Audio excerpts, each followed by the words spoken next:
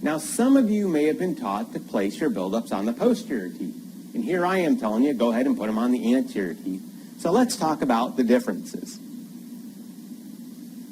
What are your common causes of deep bite? Again, deep curve of Spee on the lower, over-erupted upper anterior teeth, or a combination of the two. When you have a deep curve of Spee, in my opinion, you have to place them on the lingual of the upper anterior teeth.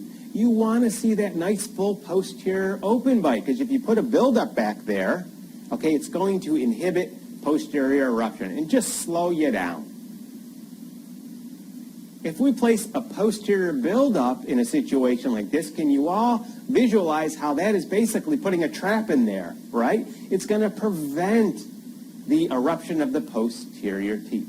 So when you have a deep curve of Spee, you want to see that beautiful, nice, full posterior open bite. Now, another cause, of deep bite is what? Overerupted upper anterior teeth. Let's say you happen to have a dead flat curve of Spee. Now, this scenario isn't terribly common, but it can happen. In these situations, you can technically put your buildups either on the anterior teeth or the posterior teeth, okay? Because you don't have a curve of Spee that needs to be leveled, okay? So theoretically, you can put these on the anterior or the posterior, and the job will still get done. But our default bracket position is the lingual of the upper anterior teeth, because that is the right answer the great majority of the times, okay? Now, if we happen to have a compelling reason to place them onto the second molars, we will place them. And when I say posterior buildup, I mean second molars. It's the most terminal molar in the arch, which typically is the second molar. Now, the way we use these anterior buildups help you open bites. And posterior buildups on the second molars help you maintain the vertical dimension, maintain that bite opening. So here are 3 compelling reasons to place second molar buildups. If the patient has a shallow overall vertical dental overbite that you wouldn't want to open, okay?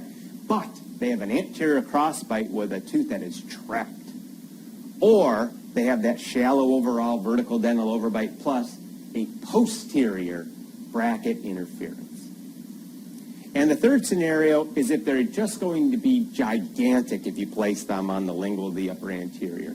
This happens most commonly in class 2 cases. So take a look at this case. Okay, we have a shallow overall vertical dental overbite. And shallow bite we define as 0 to 2 millimeters of vertical dental overbite. When you're looking at the centrals, it's shallow. Would you want that overall bite to open? No. Okay, but you see how we have those 2 laterals just buried in crossbite.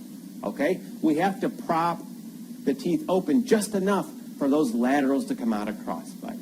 So this is a situation where we would place a second molar buildup. Another scenario is when the patient has an overall shallow vertical dental overbite, like our patient here does, but you have a posterior bracket interference. Okay? You'd place these on the second molars until that bracket interference is gone, and then remove them. The third situation is when you're in a class 2 case, okay? And when you go to place them onto the anterior teeth, they're just going to be gigantic, like 5 compules of composite per tooth, okay? I generally don't like to make them much wider than a premolar, if I can help it, okay? So in these situations, what we do is we place the buildups on the second molars temporarily, okay? Temporarily.